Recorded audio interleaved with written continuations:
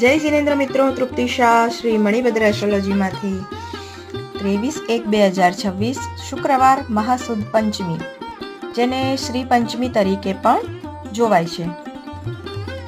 કહ્યું છે કે શ્રી સરસ્વતી માતા એ જ્ઞાનની દેવી છે અને જ્ઞાન હોય તો લક્ષ્મીજી આપણી પાસે દોડીને આવે છે. તો મહાસુદ પંચમી જે વસંત પંચમી તરીકે ઉજવાય છે. આ દિવસે અબુજ મુહૂર્ત તરીકે પણ ઓળખાય છે. એટલે કે આ દિવસે કોઈ પણ કાર્ય કરવા માટે મુહૂર્ત જોવાની જરૂર નથી પડતી, પરંતુ આ દિવસનું શ્રેષ્ઠ મુહૂર્ત આપણે જો પૂજા કરવી હોય તો સવારમાં 7:13 લઈ અને 12:33 સુધી બપોરે શ્રેષ્ઠ મુહૂર્ત છે. આ સમય દરમિયાન તમે સરસ્વતી માતાની પૂજા જરૂરથી કરી શકો. આ દિવસે બાળકોને ભણવા માટે યાદશક્તિ ના રહેતી હોય તો અચૂક પ્રાર્થના, પૂજા, વંદના, જાપ કરવા જોઈએ. સરસ્વતી માતા તમને જ્ઞાન આપે છે, પ્રકાશ આપે છે. અથવા તમે કોઈ કલા ક્ષેત્રમાં હોવ, જેવી રીતે કે સિંગર, ડાન્સર, અથવા તો કોઈ કોમ્યુનિકેશન સ્કિલમાં, જેવી રીતે કે તમારે બોલવાનું કામ હોય, વાત કરવાની સ્કિલ હોય, એ બધામાં તમને નિખાર આપે છે.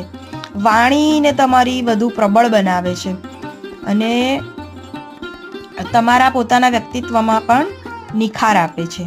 એટલે ખાસ કરીને આ દિવસે આ લોકોએ તો સરસ્વતી વંદના અચૂક કરવી જ જોઈએ. તો કરવું શું?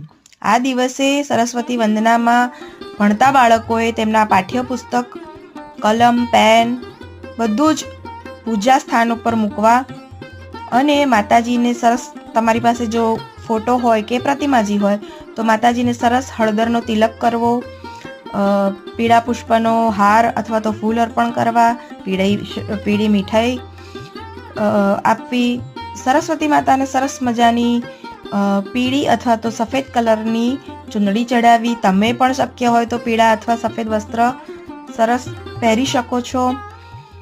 માને પણ રાજી કરવા જરૂરી છે.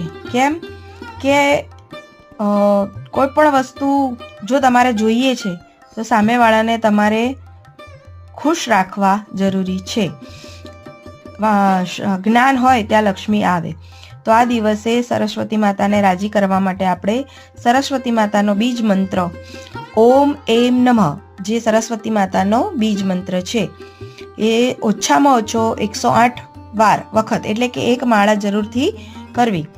અને 1008 પણ કરી શકો, એટલે કે ઓછામાં ઓછી તમારે 11 માળા કરવી. તો આટલું અચૂકથી કરવું અને સરસ્વતી માતાનું જ્ઞાન પ્રાપ્તિ કરવા માટેના શ્રેષ્ઠ દિવસને સ્કીપ ના કરો. Thank you very much. જય જીનેન્દ્ર.